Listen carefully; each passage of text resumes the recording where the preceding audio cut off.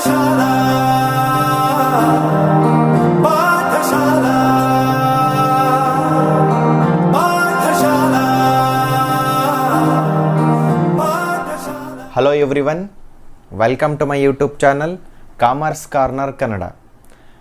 And ಇವತ್ತಿನ ಈ ವಿಡಿಯೋದಲ್ಲಿ ನಾವು ಫೈರ್ ಇನ್ಶೂರೆನ್ಸ್ ಕ್ಲೈಮ್ಸ್ ಅಂದರೆ NEP ಸಿಲೆಬಸ್ನ ಸೆಕೆಂಡ್ ಸೆಮಿಸ್ಟರು ಅಡ್ವಾನ್ಸ್ ಫೈನಾನ್ಷಿಯಲ್ ಅಕೌಂಟಿಂಗಲ್ಲಿ ಬರುವಂತಹ first chapter fire insurance claims ಅಂತ ಕರಿತೀವಿ. ಸೊ ಈ ಚಾಪ್ಟ್ರಲ್ಲಿ ನಾವು ಏನು ಎಕ್ಸ್ಪೆಕ್ಟ್ ಮಾಡ್ಬೋದು ಅಂತಂದರೆ 4 ಮಾರ್ಕ್ಸ್ಗೆ ಮತ್ತು 12 ಮಾರ್ಕ್ಸ್ಗೆ ಒಂದು ಕ್ವಶನ್ ಬರೋ ಚಾನ್ಸಸ್ ಇರುತ್ತೆ. ಸೊ ಹಾಗಾಗಿ ಇದರಲ್ಲಿ ಇನ್ಶೂರೆನ್ಸ್ ಅಂದರೆ ಫೈರ್ ಇನ್ಶೂರೆನ್ಸ್ ಅಂದರೆ ಏನು, ಅದನ್ನು ಹೇಗೆ ಕ್ಯಾಲ್ಕುಲೇಟ್ ಮಾಡಬೇಕು, ಇನ್ಶೂರೆನ್ಸ್ ಕ್ಲೈಮ್ನ ಹೇಗೆ ಕ್ಯಾಲ್ಕುಲೇಟ್ ಮಾಡಬೇಕು ಅನ್ನೋದನ್ನು ಒಂದು ಇಂಟ್ರೊಡಕ್ಷನ್ ಪಾರ್ಟ್ ಇವತ್ತಿನ ಈ ವಿಡಿಯೋದಲ್ಲಿ ನೋಡೋಣ. ಸೊ ಇವಾಗ ಫಸ್ಟ್ ಆಫ್ ಆಲ್ ಇನ್ಶೂರೆನ್ಸ್ ಅಂದರೆ ಏನು? ಇನ್ಶೂರೆನ್ಸ್ ಅಂತಂದರೆ ಇಬ್ಬರು ಪರ್ಸನ್ ಮಧ್ಯೆ ನಡೆಯುವಂಥ ಒಂದು ಅಗ್ರಿಮೆಂಟು, ಇನ್ಶೂರ್ಡ್ ಮತ್ತು ಇನ್ಶೂರರ್ ಅಂತ ಕರಿತೀವಿ. ಅಂದರೆ ಒಂದು ಇನ್ಶೂರೆನ್ಸ್ ಕಂಪನಿ ಮತ್ತು ಆ ಪಾಲಿಸಿ ಹೋಲ್ಡರ್ ಮಧ್ಯೆ ನಡೆಯುವಂಥ ಅಗ್ರಿಮೆಂಟ್ನ ನಾವು ಇನ್ಶೂರೆನ್ಸ್ ಅಂತ ಕರಿತೀವಿ. ಹಾಗಾದರೆ ಇನ್ಶೂರೆನ್ಸ್ ಆ್ಯಕ್ಟಿವಿಟಿ ಏನಾಗುತ್ತೆ ಅಂತಂದರೆ, ನಮ್ಮ ಲೈಫ್ ಹೇಗಿರುತ್ತೆ ಅಂದರೆ ವಿ ಕಾಂಟ್ ಪ್ರಿಡಿಕ್ಟ್ ಟುಮಾರೋ, ನಾಳೆ ಏನು ಅಂತ ಗೊತ್ತಿಲ್ಲ.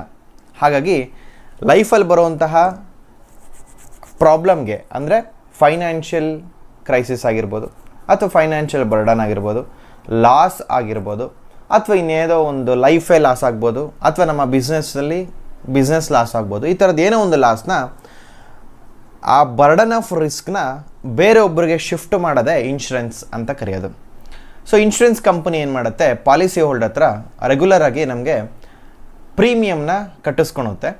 ಆ ಪ್ರೀಮಿಯಮ್ನ ಕನ್ಸಿಡರ್ ಮಾಡಿ ರಿಸ್ಕ್ ಏನಾದರೂ ಅರೈಸ್ ಆಯಿತು ಅಂತಂದರೆ ಅಲ್ಲಿ ಇನ್ಶೂರೆನ್ಸ್ ಕ್ಲೈಮ್ ಮಾಡಿಕೊಡುತ್ತೆ. ಇದು ಜನರಲಾಗಿ ನಾವು ಇನ್ಶೂರೆನ್ಸ್ ಅಂತ ಕರೆಯೋದು. ಇದರಲ್ಲಿ ಇನ್ಶೂರೆನ್ಸಲ್ಲಿ ಯೂಶ್ವಲಿ 2 ಟೈಪ್ಸ್ ಇದೆ. ಒಂದು ಲೈಫ್ ಇನ್ಶೂರೆನ್ಸ್ ಅಂತ ಕರಿತೀವಿ, ಇನ್ನೊಂದು ಜನರಲ್ ಇನ್ಶೂರೆನ್ಸ್ ಅಂತ ಕರಿತೀವಿ. ಲೈಫ್ ಇನ್ಶೂರೆನ್ಸ್ ಅಂತಂದರೆ ಒಬ್ಬ ಪರ್ಸನ್ನ ಲೈಫ್ ಮೇಲೆ ಕಟ್ಟೋವಂಥದ್ದು.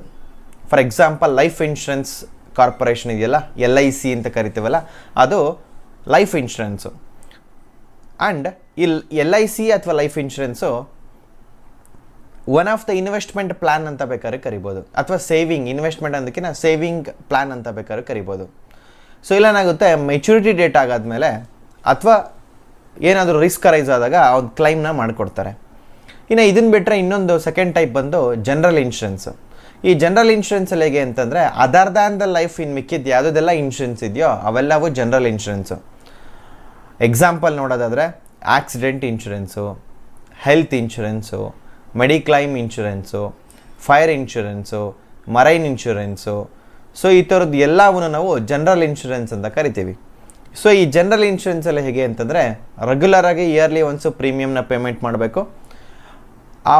ಆ ಒಂದು ಪಾಲಿಸಿ ಡ್ಯೂರೇಷನ್ ಬಂದು 1 ಇಯರ್ ಮಾತ್ರ ಇರುತ್ತೆ. ಆ 1 ಇಯರ್ ಒಳಗಡೆ ಏನಾದರೂ ರಿಸ್ಕ್ ಅರೈಸ್ ಆಯಿತು ಅಂತಂದರೆ ಆ ರಿಸ್ಕ್ಗೆ ಕ್ಲೈಮ್ ಮಾಡಿಕೊಡುತ್ತೆ ಇನ್ಶೂರೆನ್ಸ್ ಕಂಪನಿ. ಸಪೋಸ್ ಏನಾದರೂ ರಿಸ್ಕ್ ಅರೈಸ್ ಆಗಿಲ್ಲ ಅಂತಂದರೆ ಆ ಇಯರ್ ಮುಗಿದಿದ ತಕ್ಷಣ ಆ ಪಾಲಿಸಿ ಎಂಡ್ ಆಗುತ್ತೆ, ಮತ್ತೆ ರಿನ್ಯೂವಲ್ ಮಾಡಬೇಕು ಆ ಪಾಲಿಸಿನ. ಇಲ್ಲಿ ನೀವು ಪೇಮೆಂಟ್ ಮಾಡಿರೋಂಥ ಪ್ರೀಮಿಯಮ್ ಅಮೌಂಟ್ ಯಾವುದೇ ರೀತಿಯಾಗೂ ರೀಫಂಡ್ ಆಗಲ್ಲ, ಓನ್ಲಿ ಕ್ಲೈಮ್ ಮಾತ್ರ ಆಗುತ್ತೆ. ಅದು ಜನರಲ್ ಇನ್ಶೂರೆನ್ಸು. ಲೈಫ್ ಇನ್ಶೂರೆನ್ಸಲ್ಲಿ ಆಗಲ್ಲ, ನೀವು ಪೇಮೆಂಟ್ ಮಾಡಿರೋ ಅಮೌಂಟು ರೀಫಂಡ್ ಆಗುತ್ತೆ ಸಮ್ ಟೈಮ್ ಆದಮೇಲೆ. ಅಂದರೆ ಒಂದು ಮೆಚುರಿಟಿ ಡೇಟ್ ಅಂತ ಇರುತ್ತೆ, ಟೈಮ್ ಅಂತ ಇರುತ್ತೆ, ಡ್ಯೂರೇಷನ್ 5 ಇಯರ್ಸ್ ಆಗಿರ್ಬೋದು, 10 ಇಯರ್ಸ್ ಆಗಿರ್ಬೋದು, 15 ಇಯರ್ಸ್. ಆಫ್ಟರ್ ದಟ್ ಏನಾಗುತ್ತೆ, ಆ ಮೆಚುರಿಟಿ ಅಮೌಂಟು ನಿಮಗೆ ಸಿಗುತ್ತೆ. ಇದು ಲೈಫ್ ಇನ್ಶೂರೆನ್ಸು. ಈ ಜನರಲ್ ಇನ್ಶೂರೆನ್ಸಲ್ಲಿ ಒಂದು ಪಾರ್ಟು ಫೈರ್ ಇನ್ಶೂರೆನ್ಸು. ಸೊ ನಮಗಿರೋ ಟಾಪಿಕ್ ಯಾವುದು ಅಂತಂದರೆ ಫೈರ್ ಇನ್ಶೂರೆನ್ಸ್ ಕ್ಲೈಮ್. ಸೊ ನಮಗೆ ಕ್ವಶನಲ್ಲಿ ಇನ್ಫಾರ್ಮೇಷನ್, ಫೈರ್ ಇನ್ಶೂರೆನ್ಸ್ ಕ್ಲೈಮ್ ಅಂದ್ರೇನು, ಫಸ್ಟ್ ಆಫ್ ಆಲು ಈ ಬಿಸ್ನೆಸ್ ಯೂನಿಟ್ಗಳು, ಲಾರ್ಜ್ ಸ್ಕೇಲ್ ಬಿಸ್ನೆಸ್ ಯೂನಿಟ್ಗಳು ಈ ಫೈರ್ ಇನ್ಶೂರೆನ್ಸ್ನ ಕಟ್ಟಿರ್ತಾರೆ, ಫೈರ್ ಇನ್ಶೂರೆನ್ಸ್ ಪಾಲಿಸಿನ ತೊಗೊಂಡಿರ್ತಾರೆ. ಯಾಕೆ ಅಂತಂದರೆ ಈ ಎಲೆಕ್ಟ್ರಾನಿಕ್ ಡಿವೈಸ್ ಇರೋವಂತಹ ಬಿಸ್ನೆಸ್ ಯೂನಿಟ್ಗಳಾಗಿರ್ಬೋದು, ಅಥವಾ ಯಾವುದೋ ಒಂದು 2 ವೀಲರ್ ಶೋರೂಮ್ ಆಗಿರ್ಬೋದು, 4 ವೀಲ್ಸ್ ಮೋಟಾರ್ ಶೋರೂಮ್ಸ್ಗಳಾಗಿರ್ಬೋದು, ಇವರೆಲ್ಲ ಫೈರ್ ಇನ್ಶೂರೆನ್ಸ್ ಕ್ಲೈಮ್ನ, ಫೈರ್ ಇನ್ಶೂರೆನ್ಸ್ ಪಾಲಿಸಿನ ಯೂಶ್ವಲಿ ತಗೊಂಡಿರ್ತಾರೆ. And it is mandatory also. So ಈ ಫೈರ್ ಇನ್ಶೂರೆನ್ಸಲ್ಲಿ ಏನಾಗುತ್ತೆ, ಎವ್ರಿ ಇಯರ್ ಅವರು ಫೈರ್ ಇನ್ಶೂರೆನ್ಸ್ನ ಪೇಮೆಂಟ್ ಮಾಡಬೇಕು. ಸಪೋಸ್ ಏನಾದರೂ ಫೈರ್ ಅಕರ್ಡ್ ಆಯಿತು ಅಂತಂದರೆ ಏನು ಲಾಸ್ ಆಗಿರುತ್ತೋ ಸ್ಟಾಕು ಅದಕ್ಕೆ ಇನ್ಶೂರೆನ್ಸ್ ಕ್ಲೈಮ್ ಮಾಡಿಕೊಡ್ತಾರೆ. ಸೊ ನಾವೀಗ ಕ್ಯಾಲ್ಕುಲೇಟ್ ಮಾಡ್ತಾ ಇರೋದು ಅದನ್ನೇ ಫೈರ್ ಇನ್ಶೂರೆನ್ಸ್ ಕ್ಲೈಮ್ಸ್. ಅಂದರೆ ನಮಗೆ ಕ್ವಶನಲ್ಲಿ ಯಾವುದೋ ಒಂದು ಸಿಚುಯೇಷನ್ ಕೊಡ್ತಾನೆ, ಯಾವುದೋ ಒಂದು ಪರ್ಟಿಕ್ಯುಲರ್ ಬಿಸ್ನೆಸ್ಸು ಆ ಬಿಸ್ನೆಸ್ಗೆ ಫೈರ್ ಅಕರ್ಡ್ ಆಗಿರುತ್ತೆ. ಫೈರ್ ಅಕರ್ಡ್ ಆಗಿದ್ದ ದಿನಕ್ಕೆ ಏನೇನೆಲ್ಲ ಸ್ಟಾಕ್ ಇತ್ತು, ಏನು ಸೇಲ್ಸ್ ಆಗಿತ್ತು, ಏನು ಪರ್ಚೇಸ್ ಇತ್ತು ಅಂತ ಒಂದು ಬೇಸಿಕ್ ಇನ್ಫಾರ್ಮೇಷನ್, ಬುಕ್ಸ್ ಆಫ್ ಅಕೌಂಟ್ಸಲ್ಲಿ ಇರೋಂಥ ಇನ್ಫಾರ್ಮೇಷನ್ಸ್ನ ಜನ್ರೇಟ್ ಮಾಡಿ ನಮಗೆ ಕೊಟ್ಟಿರ್ತಾರೆ. ಸೊ ನಾವು ಅದನ್ನು ಯೂಸ್ ಮಾಡಿಕೊಂಡು ಫೈರ್ ಇನ್ಶೂರೆನ್ಸ್ ಕ್ಲೈಮ್ನ ಕ್ಯಾಲ್ಕುಲೇಟ್ ಮಾಡಬೇಕು. ಸೊ ಇವಾಗ ಮೇನ್ ಟಾಪಿಕ್ಕಿಗೆ ಬರೋಣ.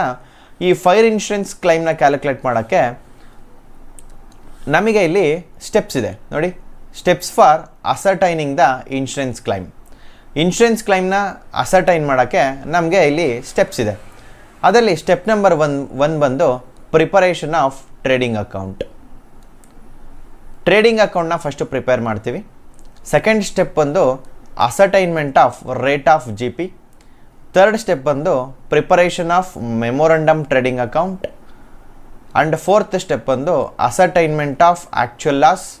ಲಾಸ್ಟ್ ಸ್ಟೆಪ್ ಬಂದು calculation of insurance claim. So ಇವಾಗ ಒಂದೊಂದೇ ಸ್ಟೆಪ್ಸ್ಗಳನ್ನ ನೋಡ್ತಾ ಬರೋಣ. ಫಸ್ಟ್ ಆಫ್ ಆಲ್ ಏನಿದು ಸ್ಟೆಪ್ಸು? ಈಗ ಸ್ಟೆಪ್ಸ್ ಅಂತಂದ್ರೇನು? ಫಸ್ಟ್ ಆಫ್ ಆಲು ಒಂದು ಪ್ರೊಸೀಜರು. ಅಂದರೆ ಯಾವುದೇ ಒಂದು ಆ್ಯಕ್ಟಿವಿಟಿಗಾಗಲಿ ಅದಕ್ಕೆ ಆದ ಒಂದು ಸ್ಟೆಪ್ಸ್ ಇರುತ್ತೆ. ಆ ಸ್ಟೆಪ್ಸ್ನ ಫಾಲೋ ಮಾಡಿದ್ರಷ್ಟೇ ನಮಗೆ ಆ್ಯಕ್ಚುಯಲ್ ರಿಸಲ್ಟ್ಸ್ ಬರೋದು. ಸೊ ಹಾಗಾಗಿ ಇಲ್ಲೂ ಅಷ್ಟೇ ನಮಗೆ ಇನ್ಶೂರೆನ್ಸ್ ಕ್ಲೈಮ್ನ ಕ್ಯಾಲ್ಕುಲೇಟ್ ಮಾಡೋಕ್ಕೆ ನಮಗೊಂದಷ್ಟು ಸ್ಟೆಪ್ಸ್ ಇದ್ದಾವೆ. ಅಂದರೆ ಈ 1 by 1 ಸ್ಟೆಪ್ನ ಫಾಲೋ ಮಾಡಬೇಕು. ಫಸ್ಟು ಟ್ರೇಡಿಂಗ್ ಅಕೌಂಟ್ ಪ್ರಿಪೇರ್ ಮಾಡಬೇಕು. ಆಮೇಲೆ ಅದರಲ್ಲಿ ಬಂದಿರೋಂತಹ ಗ್ರಾಸ್ ಪ್ರಾಫಿಟ್ನ ತೊಗೊಂಡು ascertainment of rate of G P ಮಾಡಬೇಕು. ಸೊ ಆ ಥರ ಒಂದೊಂದೇ ಸ್ಟೆಪ್ಸ್ ಇದೆ. ಅದರಲ್ಲಿ ಫಸ್ಟು ಟ್ರೇಡಿಂಗ್ ಅಕೌಂಟ್ ಅಂದರೆ ಏನು ನೋಡೋಣ. ನೋಡಿ, ಇಲ್ಲಿ ಅದಕ್ಕೆ ಬ್ರೀಫ್ ಎಕ್ಸ್ಪ್ಲನೇಷನ್ ಸಹ ಇದೆ, ಇಲ್ಲಿ ಎಕ್ಸ್ಪ್ಲೈನ್ ಮಾಡ್ತೀನಿ ನೋಡ್ಕೊಳ್ಳಿ. ಇವಾಗ ಕಾಮನಾಗೆ ಟ್ರೇಡಿಂಗ್ ಅಕೌಂಟ್ ಅಂದರೆ ಏನು? ನೇಮ್ ಹೇಳ್ತಾ ಇದೆ ಟ್ರೇಡಿಂಗ್ ಅಂತ, ಕರೆಕ್ಟಾ? ಸೊ ಟ್ರೇಡ್ ಅಂತಂದ್ರೇನು? ಟ್ರೇಡ್ ಏನು? ಟ್ರೇಡ್ ಅಂದರೆ buying and selling of goods and services. Buying and selling. ಒಂದು ಬಿಸ್ನೆಸ್ ಯೂನಿಟಲ್ಲಿ ಗೂಡ್ಸ್ ಆ್ಯಂಡ್ ಸರ್ವಿಸಸ್ನ ಬೈ ಮಾಡೋದು, ಸೇಲ್ ಮಾಡೋದು ಒಂದು ಮೇಜರ್ ಆ್ಯಕ್ಟಿವಿಟಿ ಆಗಿರುತ್ತೆ. ಸೊ ಆ ಟ್ರೇಡಿಂಗ್ ರಿಸಲ್ಟ್ಸ್ನ ಫೈಂಡ್ ಔಟ್ ಮಾಡೋಕ್ಕೆ ನಾವು ಟ್ರೇಡಿಂಗ್ ಅಕೌಂಟ್ನ ಪ್ರಿಪೇರ್ ಮಾಡ್ತೀವಿ. ಆ್ಯಂಡ್ ಈ ಟ್ರೇಡಿಂಗ್ ಅಕೌಂಟ್ ಸಹ ನಾವು ಪ್ರಿಪೇರ್ ಮಾಡೋದು ಯಾವಾಗ ಅಂತಂದರೆ at the end of the ಇಯರಲ್ಲಿ. ಯಾಕೆ ಎಂಡ್ ಆಫ್ ದ ಇಯರಲ್ಲಿ ಪ್ರಿಪೇರ್ ಮಾಡ್ತೀವಿ ಅಂತಂದರೆ ಫೈನಲ್ ಅಕೌಂಟ್ಸ್ ಅಂದರೆ ಫೈನಾನ್ಷಿಯಲ್ ಸ್ಟೇಟ್ಮೆಂಟ್ನ ಪ್ರಿಪೇರ್ ಮಾಡೋದು ನಾವು ಇಯರ್ ಎಂಡಿಂಗಲ್ಲಿ. ಸೊ ಫೈನಾನ್ಷಿಯಲ್ ಸ್ಟೇಟ್ಮೆಂಟ್ಸ್ ಅಂದರೆ ಏನೇನು ಬರುತ್ತೆ? ಪ್ರಿಪರೇಷನ್ ಆಫ್ ಟ್ರೇಡಿಂಗ್ ಅಕೌಂಟ್ ಬರುತ್ತೆ, preparation of profit and loss account, preparation of and the last one is preparation of balance sheet by considering some adjustments. ಇದನ್ನು usually ನೀವು first PUCಲಿ financial statement ಪ್ರಿಪ್ರೇಷನ್ಸಲ್ಲಿ ಕಲ್ತಿರ್ತೀರ. Same ಅದೇ ಟ್ರೇಡಿಂಗ್ ಅಕೌಂಟ್ನ prepare ಮಾಡ್ಬೇಕು first ನಾವು. ಸೊ ನಮಗಿಲ್ಲಿ ಈ ಏನೋ ಫೈರ್ ಇನ್ಶೂರೆನ್ಸ್ ಕ್ಲೈಮ್ ಕ್ಯಾಲ್ಕುಲೇಟ್ ಮಾಡಬೇಕಾದ್ರೆ ಕ್ವಶನ್ ಏನು ಕೊಟ್ಟಿರ್ತಾನೆ ಅನ್ನೋದನ್ನು ನೋಡೋದಾದರೆ, ಸೊ ನಮಗೆ ಕ್ವಶನಲ್ಲಿ ಏನೇನು ಇನ್ಫಾರ್ಮೇಷನ್ ಇರುತ್ತೆ ಅಂತಂದರೆ ಲಾಸ್ಟ್ ಇಯರ್ನ ಅಕೌಂಟಿಂಗ್ ಇಯರ್ ಅಂದರೆ ಯಾವ ಇಯರು ಫೈರ್ ಅಕರ್ಡ್ ಆಗಿರುತ್ತೋ ಆ ಇಯರ್ ಇನ್ಫಾರ್ಮೇಷನ್ನು ಮತ್ತು ಅದ್ರ ಪ್ರೀವಿಯಸ್ ಇಯರ್ ಅಕೌಂಟಿಂಗ್ ಇನ್ಫಾರ್ಮೇಷನ್ ಎರಡನ್ನೂ ಕೊಟ್ಟಿರ್ತಾನೆ. ಅಂದರೆ 2 years ಇನ್ಫಾರ್ಮೇಷನ್ ಕೊಟ್ಟಿರ್ತಾನೆ. ಪ್ರೀವಿಯಸ್ ಇಯರ್ ಇನ್ಫಾರ್ಮೇಷನ್ ಅಂದರೆ previous year in the sense ಯಾವ ಡೇಟಲ್ಲಿ ಫೈರ್ ಅಕರ್ಡ್ ಆಗಿರುತ್ತೋ ಆ ಡೇಟ್ನ ಬಿಟ್ಟು ಪ್ರೀವಿಯಸ್ ಇಯರ್. ಸಪೋಸ್ 1/5/2020ಗೆ ಫೈರ್ ಅಕರ್ಡ್ ಆಗಿದೆ ಅಂತ ತಿಳ್ಕೊಳ್ಳಿ. ಇದು ಯಾವ ಒಂದು ಫೈನಾನ್ಷಿಯಲ್ ಇಯರ್ಗೆ ಬರುತ್ತೆ? 2020-21ಗೆ ಬರುತ್ತೆ. ಅಂದರೆ ಏಪ್ರಿಲಿಗೆ ಸ್ಟಾರ್ಟ್ ಆಗಿರುತ್ತೆ, ಎಂಡ್ ಆಗೋದು 31st March ನೆಕ್ಸ್ಟ್ ಇಯರ್ಗೆ ಎಂಡ್ ಆಗುತ್ತೆ. ಇದು ಕರೆಂಟ್ ಇಯರ್ ಅಂತ ಕರೆಯೋಣ, ಇದನ್ನು ಕರೆಂಟ್ ಇಯರ್.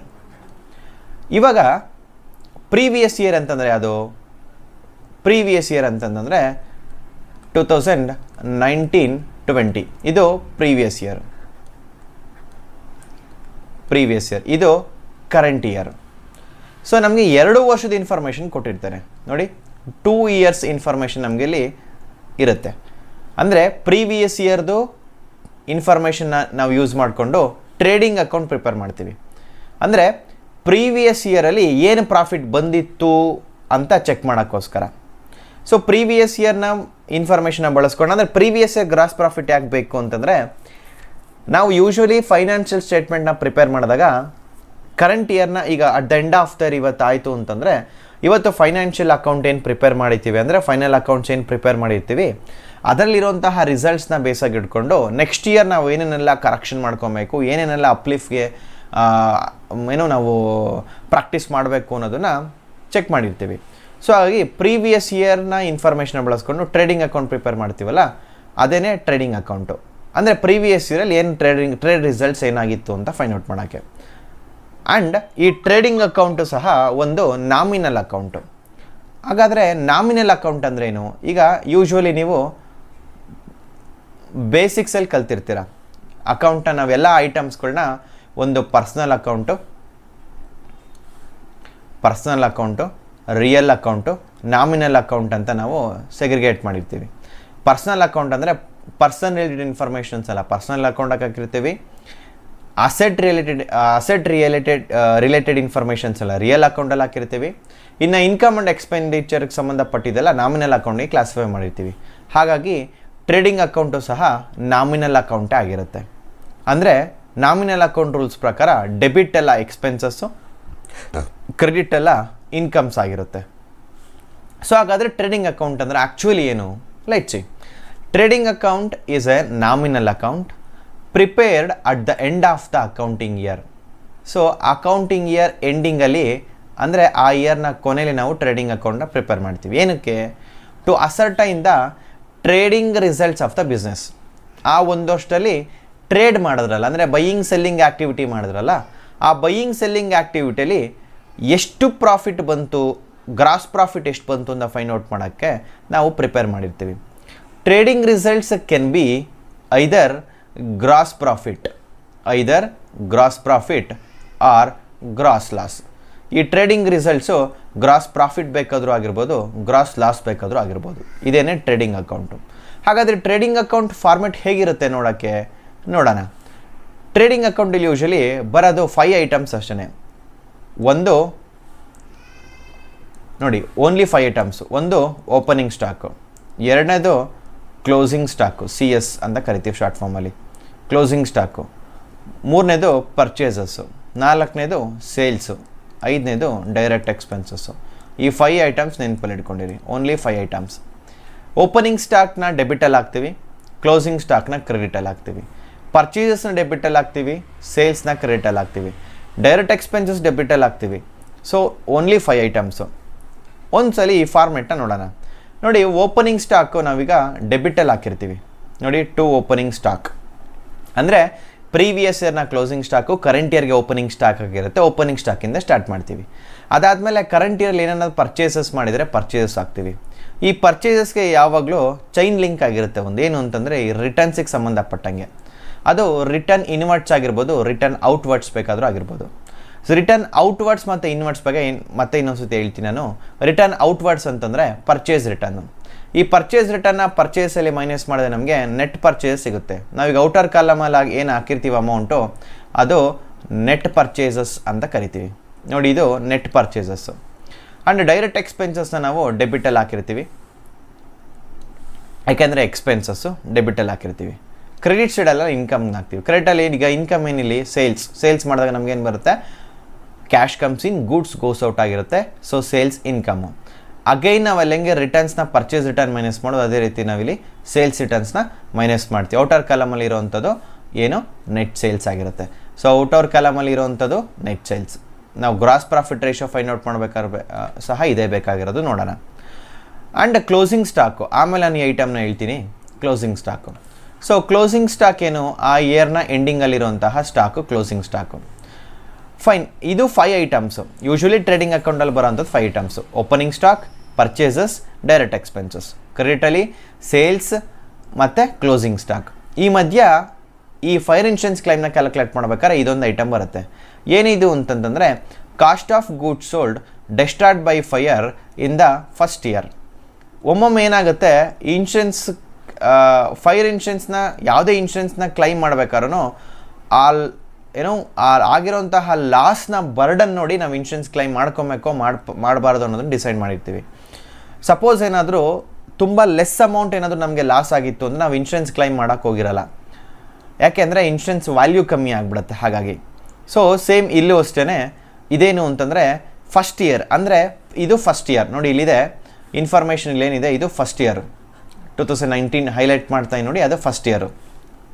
2021 second year. ಅಂದರೆ ನಮ್ಗೆ ಯಾವ ಇಯರು ಫೈರ್ ರೆಕಾರ್ಡ್ ಆಗಿರುತ್ತೋ ಅದು ಸೆಕೆಂಡ್ ಇಯರು. ಅದ್ರ ಪ್ರೀವಿಯಸ್ ಇಯರು ಫಸ್ಟ್ ಇಯರ್ ಅಂತ ಕರಿತೀವಿ. ಅಂದರೆ ಪ್ರೀವಿಯಸ್ ಇಯರಲ್ಲಿ ಏನಾದರೂ ಫೈರ್ ರೆಕಾರ್ಡ್ ಆಗಿ ಆ ಫೈರ್ ಅಕರ್ಡ್ ಆದಾಗ ಆಗಿರೋಂತಹ ಲಾಸ್ನ ನಾವು ಇನ್ಶೂರೆನ್ಸ್ ಕ್ಲೈಮ್ ಮಾಡಿಲ್ಲ ಅಂತಂದಾಗ ನಮಗೆ ಅದನ್ನು ಟ್ರೇಡಿಂಗ್ ಅಕೌಂಟ್ ಕ್ರೆಡಿಟ್ ಸೈಡಲ್ಲಿ ಹಾಕ್ಬೇಕಾಗಿ ಬರುತ್ತೆ. ಇದು ಯೂಶ್ವಲಿ ರೆಗ್ಯುಲರ್ ಆಗಿ ಬರಲ್ಲ, ತುಂಬ ರೇರ್ ಕೇಸು ಇದು ಕ್ವಶನಲ್ಲಿ ಬರೋವಂಥದ್ದು. ಬಂದಾಗ ನೀವು ಅದನ್ನು ಟ್ರೀಟ್ ಮಾಡಿ. ಏನದು ಅಂತಂದರೆ cost of goods sold destroyed by fire in the first year. First ಇಯರಲ್ಲಿ ಏನಾದರೂ ಗೂಡ್ಸು ಸುಟ್ಟೋಗಿ ಒಂದಷ್ಟು ಸ್ಟಾಕು ನಮಗೆ ಲಾಸ್ ಆಗಿದರೆ ಅದನ್ನು ನಾವು ಕ್ರೆಡಿಟ್ ಸೈಡಲ್ಲಿ ಹಾಕ್ಬೇಕಾಗಿ ಬರುತ್ತೆ. And then closing stock. Fine. ಇನ್ನು ಅಕೌಂಟ್ನ ಕ್ಲೋಸ್ ಮಾಡಿದಾಗ ಡೆಬಿಟ್ ಸೈಡ್ ಬ್ಯಾಲೆನ್ಸಿಂಗ್ ಫಿಗರ್ ಬಂತು ಅಂತಂದರೆ ಗ್ರಾಸ್ ಲಾಸ್ ಅಂತ ಕರಿತೀವಿ. ಡೆಬಿಟ್ ಸೈಡ್ ಬ್ಯಾಲೆನ್ಸಿಂಗ್ ಫಿಗರ್ ಬಂತು ಅಂತಂದರೆ gross loss, credit side balancing figure ಬಂತು ಅಂತಂದರೆ ಗ್ರಾಸ್ ಪ್ರಾಫಿಟ್ ಅಂತ ಕರಿತೀವಿ. So gross loss, gross profit ಎರಡೂ ಬರಲ್ಲ. ಫಾರ್ಮ್ಯಾಟಲ್ಲಿ ಎರಡು ಗೊತ್ತಿರಲಿ ಅಂತ ನಾನು ಹಾಕಿದ್ದೀನಿ. ಅಕೌಂಟ್ನ ಕ್ಲೋಸ್ ಮಾಡಿದಾಗ ಡೆಬಿಟ್ ಸೈಡ್ ಏನಾದರೂ ಬ್ಯಾಲೆನ್ಸಿಂಗ್ ಫಿಗರ್ ಬಂದರೆ ಅಂದರೆ ಕ್ರೆಡಿಟ್ ಸೈಡ್ ಅಂದರೆ ಇನ್ಕಮ್ಸ್ ಇದು ಕ್ರೆಡಿಟಲ್ಲಿರೋದು ಇನ್ಕಮ್ಮು, ಡೆಬಿಟಲ್ಲಿರೋದು ಎಕ್ಸ್ಪೆನ್ಸಸ್ಸು. ಇನ್ಕಮ್ಸ್ ಜಾಸ್ತಿ ಇದ್ದು ಎಕ್ಸ್ಪೆನ್ಸಸ್ ಕಮ್ಮಿ ಇದ್ದರೆ ನಮಗೆ ಅದನ್ನು ಗ್ರಾಸ್ ಪ್ರಾಫಿಟ್ ಅಂತ ಕರಿತೀವಿ. ಇದು ಗ್ರಾಸ್ ಪ್ರಾಫಿಟ್ ಆಗಿರುತ್ತೆ. ಡೆಬಿಟ್ ಸೈಡ್ ಏನಾದರೂ ಬ್ಯಾಲೆನ್ಸಿಂಗ್ ಫಿಗರ್ ಬಂದರೆ ಇದು ಬ್ಯಾಲೆನ್ಸಿಂಗ್ ಫಿಗರು. ಇನ್ನು ಕ್ರೆಡಿಟ್ ಸೈಡ್ ಏನಾದರೂ ಬ್ಯಾಲೆನ್ಸಿಂಗ್ ಫಿಗರ್ ಬಂತು ಅಂದರೆ ಗ್ರಾಸ್ ಲಾಸ್ ಅಂತ ಕರಿತೀವಿ. ಯೂಶ್ವಲಿ ಫೈರ್ ಇನ್ಶೂರೆನ್ಸ್ ಕ್ಲೈಮ್ನ ಕ್ಯಾಲ್ಕುಲೇಟ್ ಮಾಡಬೇಕಾದ್ರೆ ನಮಗೆ ಗ್ರಾಸ್ ಲಾಸ್ ಯಾವುದೇ ಕಾರಣಕ್ಕೂ ಆಗಲ್ಲ, ಗ್ರಾಸ್ ಪ್ರಾಫಿಟ್ ಅಷ್ಟೇ ಕೊಟ್ಟಿರ್ತಾನೆ. ನೋಡೋಣ. ಇದು ಫಸ್ಟ್ ಸ್ಟೆಪ್ಪು. ಮತ್ತೆ ರಿಪೀಟ್ ಮಾಡ್ತೀನಿ. ಸ್ಟೆಪ್ ನಂಬರ್ 1 ಬಂದು preparation of trading account. Preparation of trading ಅಕೌಂಟ್ನ ಯಾವ ಇಯರ್ದು ಇನ್ಫಾರ್ಮೇಷನ್ ಬಳಸ್ತೀವಿ? ಪ್ರೀವಿಯಸ್ ಇಯರ್ದು. ಯಾವ ಡೇಟಲ್ಲಿ ಫೈರ್ ಅಕರ್ಡ್ ಆಗಿರುತ್ತೋ ಅದ್ರ ಪ್ರೀವಿಯಸ್ ಇಯರ್ದು ಇನ್ಫಾರ್ಮೇಷನ್ನ ಬಳಸ್ಕೊಂಡು ನಾವು ಟ್ರೇಡಿಂಗ್ ಅಕೌಂಟ್ನ ಪ್ರಿಪೇರ್ ಮಾಡ್ತೀವಿ. ಇದು ಫಸ್ಟ್ ಸ್ಟೆಪ್ಪು. ಇನ್ನು ಸೆಕೆಂಡ್ ಸ್ಟೆಪ್, ಈಗ ಫಸ್ಟ್ ಸ್ಟೆಪ್ಪಲ್ಲಿ ಇನ್ನೊಂದು ಕ್ಲೂ ಇದೆ. ಏನದು ಅಂತಂದರೆ, ಈಗ ಡೈರೆಕ್ಟ್ ಎಕ್ಸ್ಪೆನ್ಸಸ್ ಬಗ್ಗೆ ನಾನು ನಿಮ್ಗೆ ಹೇಳಿಲ್ಲ. ಡೈರೆಕ್ಟ್ ಎಕ್ಸ್ಪೆನ್ಸ್ ನನಗೆ ಇಲ್ಲಿ ಒಂದೇ ಒಂದು ವರ್ಡಿಂಗಲ್ಲಿದೆ. ಡೈರೆಕ್ಟ್ ಎಕ್ಸ್ಪೆನ್ಸಸ್ಸು ಒಂದೇ ಐಟಮ್ ಇರಲ್ಲ. ಡೈರೆಕ್ಟ್ ಎಕ್ಸ್ಪೆನ್ಸಸ್ಸು ತುಂಬ ಐಟಮ್ಸ್ಗಳು ಬರುತ್ತೆ. ಅಂದರೆ ಆ ಡೈರೆಕ್ಟ್ ಎಕ್ಸ್ಪೆನ್ಸಸ್ ಅಂದರೆ it is something, but purchase related expenses ನಾವು ಡೈರೆಕ್ಟ್ ಎಕ್ಸ್ಪೆನ್ಸಸ್ ಅಂತ ಕರಿತೀವಿ. ಅಂದರೆ ಆ ಒಂದು ಗೂಡ್ಸ್ನ ಪರ್ಚೇಸ್ ಮಾಡಬೇಕಾಗಿರೋ ಎಕ್ಸ್ಪೆನ್ಸಸ್ನೆಲ್ಲ ನಾವು ಕಾಸ್ಟಿಗೆ ಕನ್ಸಿಡರ್ ಮಾಡೋದ್ರಿಂದ ಅದಷ್ಟೇನು ಡೈರೆಕ್ಟ್ ಎಕ್ಸ್ಪೆನ್ಸಸ್. ಅಂದರೆ ಒಂದು ಪ್ರಾಡಕ್ಟ್ನ ಮ್ಯಾನುಫ್ಯಾಕ್ಚರ್ ಮಾಡೋಕ್ಕಾಗಿರೋಂತಹ ಡೈರೆಕ್ಟ್ ಎಕ್ಸ್ಪೆನ್ಸಸ್ಗಳು. ನೋಡಿ ಇಲ್ಲಿ ಬರ್ಸಿದ್ದೀನಿ ಒಂದಷ್ಟು. ನೋಡಿ, ಕ್ಯಾರಿಯೇಜ್ ಇನ್ವರ್ಡ್ಸ್ ತೊಗೊತೀರಾ, ಕ್ಯಾರೇಜ್ ಔಟ್ವರ್ಡ್ಸ್ ತಗೊಳಲ್ಲ. ಯಾಕೆ ಅಂದರೆ ಕ್ಯಾರೇಜ್ ಇನ್ವರ್ಡ್ಸ್ ಬಂದು ಡೈರೆಕ್ಟ್ ಎಕ್ಸ್ಪೆನ್ಸಸ್ಸು, ಕ್ಯಾರೇಜ್ ಔಟ್ವರ್ಡ್ಸ್ ಬಂದರು ಇಂಡೈರೆಕ್ಟ್ ಎಕ್ಸ್ಪೆನ್ಸಸ್ಸು. ನಾವಿಲ್ಲಿ ತೊಗೊಳೋವಂಥದ್ದು ಡೈರೆಕ್ಟ್ ಎಕ್ಸ್ಪೆನ್ಸಸ್. ಕ್ವಶನ್ ನಮಗೆ ಕನ್ಫ್ಯೂಷನ್ ಆಗಲಿ ಅಂತಲೇ ಕ್ಯಾರೇಜ್ ಇನ್ವರ್ಡ್ಸು ಕೊಟ್ಟಿರ್ತಾರೆ, ಔಟ್ವರ್ಡ್ಸು ಕೊಟ್ಟಿರ್ತಾರೆ. ತುಂಬ ಸಿಂಪಲ್. ಇನ್ವರ್ಡ್ಸ್ ಅಂದರೆ ಏನು? ಇನ್ ಅಂದರೆ ಒಳಗಡೆ ಬರ್ತಾ ಇರೋದು. ಗೂಡ್ಸ್ ಒಳಗಡೆ ಬರ್ತಾ ಇದೆ ಅಂತಂದರೆ ಪರ್ಚೇಸ್ ಮಾಡಿದಾಗಷ್ಟೇ ಗೂಡ್ಸ್ ಒಳಗಡೆ ಬರೋದು. ಸೊ ಪರ್ಚೇಸ್ ರಿಲೇಟೆಡ್ ಎಕ್ಸ್ಪೆನ್ಸಸ್ಸು ತೊಗೊತೀರಾ. And then purchase expenses. ಮತ್ತು ವೇಜಸ್ ಆ್ಯಂಡ್ ಸ್ಯಾಲ್ರಿ ತುಂಬ ಇಂಪಾರ್ಟೆಂಟು. ಇಲ್ಲಿ ವೇಜಸ್ ಬಂದು ಡೈರೆಕ್ಟ್ ಎಕ್ಸ್ಪೆನ್ಸಸ್ಸು, ಸ್ಯಾಲ್ರಿ ಬಂದು ಇಂಡೈರೆಕ್ಟ್ ಎಕ್ಸ್ಪೆನ್ಸಸ್ಸು. ಬಟ್ ನಮಗೇನಾಗುತ್ತೆ ಕ್ವಶನಲ್ಲಿ ವೇಜಸ್ ಆ್ಯಂಡ್ ಸ್ಯಾಲ್ರಿ ಅಂತಲೇ ಕೊಟ್ಟಿರ್ತೇನೆ. ವೇಜಸ್ ಆ್ಯಂಡ್ ಸ್ಯಾಲ್ರಿ ಅಂತ ಕೊಟ್ಟರೆ ತಗೊತೀರಾ, ಸ್ಯಾಲ್ರಿ ಆ್ಯಂಡ್ ವೇಜಸ್ ಅಂತ ಕೊಟ್ಟರೆ ತಗೊಳಲ್ಲ. ಫಸ್ಟ್ ಯಾವುದಿರುತ್ತೋ ಆ ಐಟಮ್ಗೆ ಪ್ರಿಫರೆನ್ಸ್ ಕೊಡ್ಬೇಕು ನೀವು ಇಲ್ಲಿ. ಫಸ್ಟು ವೇಜಸ್ ಅಂತ ಇದೆ, ಹಾಗಾಗಿ ನೀವು ವೇಜಸ್ ಆ್ಯಂಡ್ ಸ್ಯಾಲ್ರಿ ಅಂತ ಇದ್ದರೆ ಡೈರೆಕ್ಟ್ ಎಕ್ಸ್ಪೆನ್ಸಸ್ ಅಲ್ಲಿ ತಗೊತೀರಾ. ಸ್ಯಾಲ್ರಿ ಆ್ಯಂಡ್ ವೇಜಸ್ ಅಂತ ಇತ್ತು ಅಂತಂದರೆ ತಗೊಳಲ್ಲ. ಇನ್ನು ಸೆಲ್ಲಿಂಗ್ ಎಕ್ಸ್ಪೆನ್ಸಸ್ ಕನ್ಸಿಡರ್ ಮಾಡೋಂಗಿಲ್ಲ.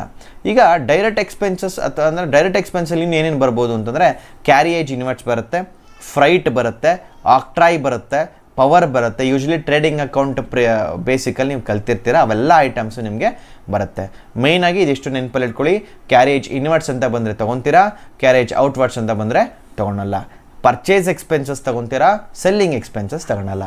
ವೇಜಸ್ ಆ್ಯಂಡ್ ಸ್ಯಾಲ್ರಿ ಅಂತ ಕೊಟ್ಟರೆ ತೊಗೊತೀರಾ, ಅದೇ ಸ್ಯಾಲ್ರಿ ಆ್ಯಂಡ್ ವೇಜಸ್ ಅಂತ ಕೊಟ್ಟರೆ ಕನ್ಸಿಡರ್ ಮಾಡೋ ಹಾಗಿಲ್ಲ. ಇನ್ನು ಅದ್ರ ಜೊತೆ ಈ ರಿಟರ್ನ್ ಇನ್ವರ್ಟ್ಸ್ ಔಟ್ವರ್ಡ್ಸ್ ಬಗ್ಗೆ ಒಂದು ಸ್ವಲ್ಪ ಹೇಳ್ಬಿಡೋಣ. ರಿಟರ್ನ್ ಇನ್ವರ್ಟ್ಸ್ ಆ್ಯಂಡ್ ಔಟ್ವರ್ಡ್ಸ್ ಅಂತಂದರೆ ಏನು? ನೇಮ್ ಹೇಳ್ತಾ ಇದೆ. ಇನ್ ಅಂದರೆ ಏನು? ಒಳಗಡೆ ಬರ್ತಾ ಇರೋದು. ರಿಟರ್ನ್ಸ್, ಗೂಡ್ಸ್ ರಿಟರ್ನು ಒಳಗಡೆ ಬರ್ತಾ ಇದೆ ಅಂತಂದರೆ ಫಸ್ಟ್ ಹೊರಗಡೆ ಹೋಗಿತ್ತು. ಹೊರಗಡೆ ಫಸ್ಟ್ ಯಾವಾಗ ಹೋಗಿತ್ತು? ಸೇಲ್ಸ್ ರೂಪದಲ್ಲಿ ಹೋಗಿತ್ತು. ಕರೆಕ್ಟಾ? ಸೇಲ್ ಮಾಡಿದಾಗ ಏನಾಗುತ್ತೆ? ಗೂಡ್ಸ್ ಗೋಸ್ ಔಟ್ ಆಗಿರೋ ಗೂಡ್ಸು ರಿಟರ್ನ್ ಬಂದರೆ ಇನ್ ಆಗುತ್ತೆ. ಹಾಗಾಗಿ ರಿಟರ್ನ್ ಇನ್ವರ್ಟ್ಸ್ ಅಂತಂದರೆ ಸೇಲ್ಸ್ ರಿಟರ್ನ್ಸು. ಇನ್ನು ಔಟ್ವರ್ಡ್ಸ್ ಅಂತಂದ್ರೇನು? ಗೂಡ್ಸ್ ರಿಟರ್ನ್ಸು ಈಚೆ ಹೋಗ್ತಾ ಇದೆ. ಈಚೆ ಹೋಗೋಕ್ಕೂ ಮುಂಚೆ ಒಳಗಡೆ ಬಂದಿತ್ತು. ಯಾವಾಗ ಬರುತ್ತೆ? ನಾವು ಪರ್ಚೇಸ್ ಮಾಡಿದಾಗ ಏನಾಗುತ್ತೆ? ಗೂಡ್ಸು ಕಮ್ಸಿನ್ ಆಗಿರುತ್ತೆ. ನಾವು ಪರ್ಚೇಸ್ ಮಾಡಿರೋಂಥದ್ದನ್ನು ರಿಟರ್ನ್ ಹಾಕಿದ್ರೆ ನಾವು ಅದನ್ನು ರಿಟರ್ನ್ ಔಟ್ವರ್ಡ್ ಅಂತ ಕರಿತೀವಿ. ರಿಟರ್ನ್ ಇನ್ವರ್ಡ್ ಅಂತಂದರೆ ಸೇಲ್ಸ್ ರಿಟರ್ನ್ಸು, ರಿಟರ್ನ್ ಔಟ್ವರ್ಡ್ ಅಂತಂದರೆ ಪರ್ಚೇಸ್ ರಿಟರ್ನು. ಸ್ವಲ್ಪ ಕನ್ಫ್ಯೂಷನ್ ಆಗೋ ಚಾನ್ಸಸ್ ಇರುತ್ತೆ, ಸ್ವಲ್ಪ ಹುಷಾರಾಗಿ ನೆನಪಲ್ಲಿ ಇಟ್ಕೊಳ್ಳಿ. Return inwards it is something but sales returns, outwards it is something but purchase returns. So ಇದಿಷ್ಟು ಸ್ಟೆಪ್ ನಂಬರ್ 1. ಇನ್ನು ಸ್ಟೆಪ್ ನಂಬರ್ 2ಗೆ ಬರೋಣ. ನೋಡಿ, ಸ್ಟೆಪ್ ನಂಬರ್ 2 ಏನು? Ascertainment of rate of G P. Ascertainment of rate of G P. ನಾನು ಅವಾಗಲೇ ಹೇಳಿದೆ steps ಅಂತಂದಿದ ತಕ್ಷಣ ಒಂದು ಸ್ಟೆಪ್ಗೂ ಇಂಟರ್ಲಿಂಕ್ ಇರುತ್ತೆ. ಫಸ್ಟ್ ಸ್ಟೆಪ್ ಮಾಡಿದ್ರಷ್ಟೇ ನಾವು ಸೆಕೆಂಡ್ ಸ್ಟೆಪ್ಗೆ ಹೋಗೋದು, ಸೆಕೆಂಡ್ ಸ್ಟೆಪ್ ಮಾಡಿದ್ರಷ್ಟೇ ಥರ್ಡ್ ಸ್ಟೆಪ್ಗೆ ಹೋಗೋದು. ಈ ಥರ ಇಂಟರ್ಲಿಂಕ್ ಆಗಿರುತ್ತೆ. ಹೇಳ್ತೀನಿ ಅದು ಹೇಗೆ ಏನು ಅಂತ. ಹಾಗಾದರೆ ಸ್ಟೆಪ್ ನಂಬರ್ 2 ಏನು? ಸ್ಟೆಪ್ ನಂಬರ್ 2 ಬಂದು ascertainment of rate of G P. ಅಂದರೆ ರೇಟ್ ಆಫ್ ಜಿ ಪಿ ಅಂತಂದರೆ ಜಿ ಪಿ ಅಂತಂದ್ರೇನು? Gross profit. ನಾವಿಲ್ಲಿ ಪ್ರೀವಿಯಸ್ ಸ್ಟೆಪ್ಪಲ್ಲಿ ಫೈಂಡ್ ಔಟ್ ಮಾಡಿರೋಂತಹ ಗ್ರಾಸ್ ಪ್ರಾಫಿಟ್ನ ರೇಟ್ನ ಫೈಂಡ್ ಔಟ್ ಮಾಡಿದ್ದೀವಿ. ಅಂದರೆ ಪರ್ಸೆಂಟೇಜ್, ಎಷ್ಟು ಪರ್ಸೆಂಟೇಜ್ ಅದು ಪ್ರಾಫಿಟ್ ಅಂತ ಫೈಂಡ್ ಔಟ್ ಮಾಡ್ತೀವಿ. Gross profit is always ascertained as percentage of sales ಏನಾಗಿರುತ್ತಲ್ಲ ಅದ್ರ ಪರ್ಸೆಂಟೇಜ್ ಮೇಲೆ ಫೈಂಡ್ ಔಟ್ ಮಾಡ್ತೀವಿ. ಹೇಗೆ ನೋಡಿ, ಇಲ್ಲಿದೆ ಏನು formula? Percentage equals gross profit divided by net sales into 100. ಇದು ಫಾರ್ಮುಲಾ. ಸೊ ಗ್ರಾಸ್ ಪ್ರಾಫಿಟ್ ಅಂದರೆ ಎಲ್ಲಿರುತ್ತೆ? ಪ್ರೀವಿಯಸ್ ಸ್ಟೆಪ್ಪಲ್ಲಿ, ಅಂದರೆ ಸ್ಟೆಪ್ ನಂಬರ್ 2 ಅಲ್ಲಿ ನಾವೇನು ಮಾಡಿರ್ತೀವಿ? ಗ್ರಾಸ್ ಪ್ರಾಫಿಟ್ ಫೈಂಡ್ ಔಟ್ ಮಾಡಿರ್ತೀವಿ. ಆ ಗ್ರಾಸ್ ಪ್ರಾಫಿಟ್ನ ಅಪ್ಲೈ ಮಾಡಿ ನಾವು ನೆಟ್ ಸೇಲ್ಸ್ನ ಡಿವೈಡ್ ಬೈ ಮಾಡ್ತೀವಿ. ನೆಟ್ ಸೇಲ್ಸ್ ಅಂದರೆ ಅದು ಅಗೈನ್ ಹೇಳ್ತೀನಿ, ನೆಟ್ ಸೇಲ್ಸ್ ಯಾವಾಗ ಸಿಗುತ್ತೆ? So sales minus returns equals net sales. ಅಂದರೆ ಅರ್ಥ, ನಾವು ಟ್ರೇಡಿಂಗ್ ಅಕೌಂಟಲ್ಲಿ ಹಾಕಿರೋಂತಹ ಔಟರ್ ಕಾಲಮಲ್ಲಿರುವಂತಹ ಸೇಲ್ಸ್ ಅಂತ ತಗೊತೀವಿ. Gross profit divided by net sales into 100. ಅಂದರೆ ಇದನ್ನೇನು ಹೇಳುತ್ತೆ? ಪ್ರೀವಿಯಸ್ ಇಯರ್ನ ಗ್ರಾಸ್ ಪ್ರಾಫಿಟ್ನ ತಗೊಂಡು ಆ ಗ್ರಾಸ್ ಪ್ರಾಫಿಟ್ ಅಮೌಂಟ್ನ ಪರ್ಸೆಂಟೇಜ್ ಆಗಿ, ಈಗ ಫಾರ್ ಎಕ್ಸಾಂಪಲ್ ನೀವು ಸ್ಕೋರ್ ಮಾಡ್ತೀರಾ, 523 ಬಂದಿರುತ್ತೆ. 523 ಎಷ್ಟು ಪರ್ಸೆಂಟೇಜ್ ಆಯಿತು? ಕ್ಯಾಲ್ಕುಲೇಟ್ ಮಾಡಬೇಕಲ್ವಾ? ಸೇಮ್ 523 ನೀವು ಸ್ಕೋರ್ ಮಾಡಿದಿರ ಅಂತ ತಿಳ್ಕೊಳ್ಳಿ. 523 ಎಷ್ಟು ಮಾರ್ಕ್ಸ್ಗೆ? 600ಗೆ. ಡಿವೈಡ್ ಬೈ 600 ಇಂಟು 100 ನಿಮ್ಮ ಪರ್ಸೆಂಟೇಜ್ ಸಿಕ್ಬಿಡುತ್ತೆ. ಸೇಮ್ ಇದು ಅಷ್ಟೇ. ಗ್ರಾಸ್ ಪ್ರಾಫಿಟ್, ನೀವು ಎಷ್ಟು ಗ್ರಾಸ್ ಪ್ರಾಫಿಟ್ ಅರ್ನ್ ಮಾಡಿದ್ದೀರಾ, ಈ ನೆಟ್ ಸೇಲ್ಸ್ ಎಷ್ಟು ಸೇಲ್ಸ್ಗೆ ನೀವು ಗ್ರಾಸ್ ಪ್ರಾಫಿಟ್ ಅರ್ನ್ ಮಾಡಿದ್ದೀರಾ ಅದು, ಮತ್ತು ಇಂಟು 100 ಮಾಡಿದಾಗ ನಿಮ್ಗೆ ಏನಾಗುತ್ತೆ? Percentage of rate gross profit ಸಿಗುತ್ತೆ. ಅದನ್ನೇ ನಾವು ಗ್ರಾಸ್ ಪ್ರಾಫಿಟ್ ರೇಟ್ ಅಂತ ಕರಿತೀವಿ. ಇದು ಸ್ಟೆಪ್ ನಂಬರ್ 2. ಇನ್ನು ಸ್ಟೆಪ್ ನಂಬರ್ 3 ಬಂದು preparation of memorandum trading account. Memorandum trading account ಗೊತ್ತಾಯಿತು. ಹಾಗಾದರೆ ಮೆಮೊರಂಡಮ್ ಟ್ರೇಡಿಂಗ್ ಅಕೌಂಟ್ ಅಂದ್ರೇನು ನೋಡೋಣ. ನೋಡಿ, ಸ್ಟೆಪ್ ನಂಬರ್ 3 ಬಂದು ನಿಮಗೆ ಏನು? Preparation of memorandum trading account.